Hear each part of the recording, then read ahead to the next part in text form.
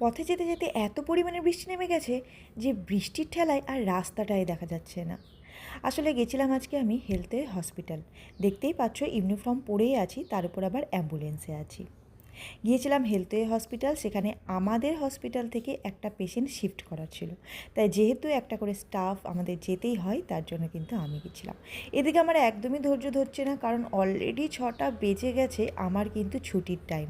ছুটির টাইম হয়ে গেলে কার ভালো লাগে বলো তো? চলে এসেছিলাম নার্সিংহোম, আর তারপরে ওখানে সিস্টাররা আমাকে বলল, তোকে আর দাঁড়াতে হবে না, তুই চলে যা এবার, কারণ তোর এমনি অনেকটা জার্নি গেছে। আসলে অনেকটা পথ গেছিলাম। তারপর চলে এসেছিলো আমার টাট্টু ঘোড়া, আর টাট্টু ঘোড়ার সাথে আমিও চলে গেছিলাম। তবে এখন কিন্তু সঙ্গে সঙ্গে বাড়ি যাইনি, এখান থেকে গিয়েছিলাম হচ্ছে কি এই যে একটুখানি বুটু পার্লার। যাই হোক, এখানে গিয়ে একটু এই যে আইব্রোগুলো এমন জঙ্গল বেরিয়ে গিয়েছিলো, এই জঙ্গলগুলোকে সাফ করে নিয়েছিলাম। আর তারপর সোজা বাড়ি। আবার কি